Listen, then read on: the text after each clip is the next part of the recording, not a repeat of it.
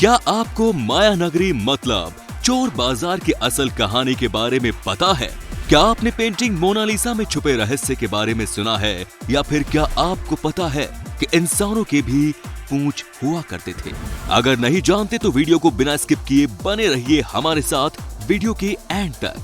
तो चलिए शुरू करते हैं आज का ये वीडियो। नंबर 5। किसी ने सच ही कहा है कि कलाकार मर सकता है पर कला नहीं। आज हम जानेंगे एक ऐसे कलाकार की कलाकृति के बारे में जिसकी चर्चा सैकड़ों सालों के बाद आज भी की जाती है। और आप खुद ही अंदाजा लगा लीजिए कि किसी पेंटिंग की बात अगर लोग कई सालों तक करते हैं तो इसमें कुछ न कुछ खास तो जरूर होगा ही ना। तो इंतजार न कराते हुए आपको बता दूं कि हम बात करने वाले हैं लियोनार्डो दी विंची की मशहूर पेंटिंग मोनालिसा के बारे में, जो कि हाफ लेंथ की पोर्ट्रेट पेंटिंग है। इस पेंटिंग को दुनिया में सबसे ज्यादा बार देखा गया है और आज भी ये पेंटिंग काफी चर्चे में है। शायद आपको ये जानकर हैरानी भी हो कि ये दुनिया की सबसे महंगी पेंटिंग है, जिसकी कीमत आज के समय में 700 मिलियन US$ है। ऐसा माना जाता है कि ये 1519 में बनते बनते अधूरी रह गई थी, क्योंकि 1519 में ही लियोनार्डो दा विंची की मौत हो गई थी।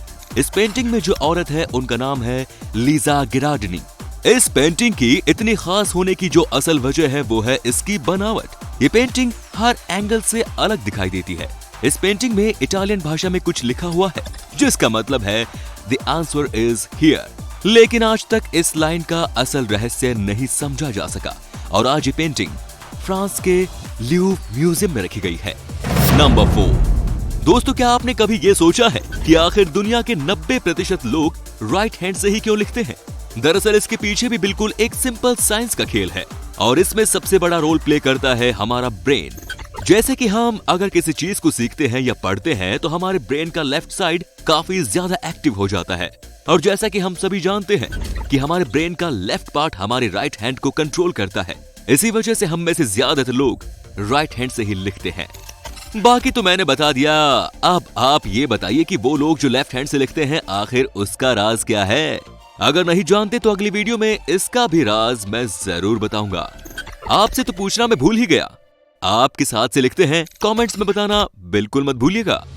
नंबर 3। क्या आपने कभी इस पर गौर किया है कि लगभग सभी जीवों के पूंछ होती है? जैसे कि बिल्ली, मछली और ज्यादातर रेप्टाइल में भी होती ही है।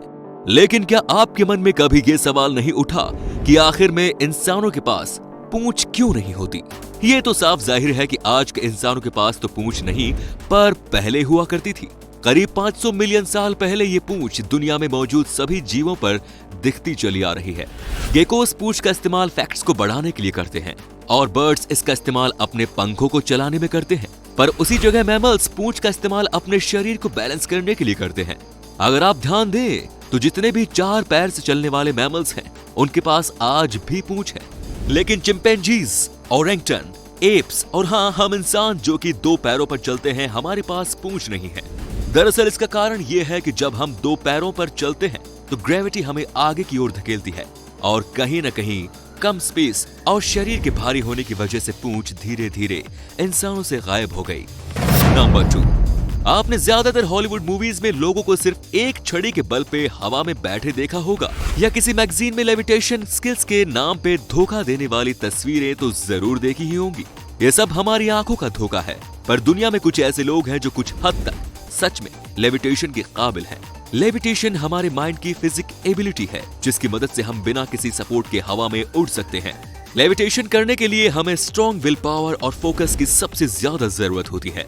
कुछ रिसर्चर्स का ये भी कहना है कि लेविटेशन बायोग्रेविटेशनल फील्ड और ह्यूमन ब्रेन के इंटरेक्ट होने की वजह से होता है।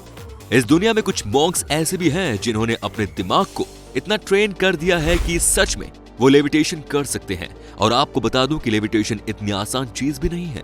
कुछ लोग तो इसे सीखने के लिए अपनी पूरी जिंदगी दांव पे लगा देते हैं। नंबर 1। चोर बाजार। ये नाम सुनते ही हमारा दिमाग दिल्ली और मुंबई जैसे बड़े शहरों पर अपने आप चला जाता है। और हाँ, जाना भी चाहिए, क्योंकि दिल्ली का चोर बाजार भारत का सबसे पुराना और मशहूर चोर बाजार जो है। ब्रांडेड कपड़े और चीजों का तो सबको शौक होता है कि नहीं? लेकिन उनके दाम भी उतने ही ज्यादा होते हैं। पर चोर बाजार जैसी जगहों पर बड़े से बड़े ब्रांड की चीजें बहुत ही सस्ते दाम पर आपके इंतजार में बैठी हैं। इन चोर बाजार को मायानगरी के नाम से भी जाना जाता है। ऐसा बताया जाता है कि इस मार्केट की शुरुआत 1950 में हुई थी। शुरू में चोर मार्केट सिर्फ शुक्रवार के दिन ही लगा करता था, लेकिन अब आजकल तो हर दिन लगता है। आपको यहाँ एक छोटे से पिन से लेकर बड़ी बड़ी चीजें बहुत ही कम दाम पर आराम से मिल सकती हैं, पर यहाँ काफी भीड़ भी होती है। और जैसे कि ये मार्केट ही है चोरों का, तो वहाँ जेब भी बहुत तेजी से कटती है। यहाँ तक कि चोर मार्केट के बारे में ऐसा भी कहा जाता है कि पुरानी से पुरानी मतलब प्राचीन चीजें भी बहुत आसानी से मिल जाती हैं, जैसे कि पेंटिंग्स और भी बहुत कुछ। तो दोस्तों, वैसे आपसे तो पूछना मैं भूल ही गया, इस चोर बाजार के बारे में इतना सुनने के बाद क्या आप एक बार यहाँ जाना चाहेंगे या नहीं? कमेंट्स में जरूर बताएं। तो दोस्तों, वीडियो में बस इतना ही। यदि आपको ये वीडियो अच्छी लगी तो लाइक कीजिए, शेयर कीजिए और वीडियो में आपको सबसे ज्यादा कौन सा पार्ट पसंद आया कमेंट में बताइए। धन्यवाद।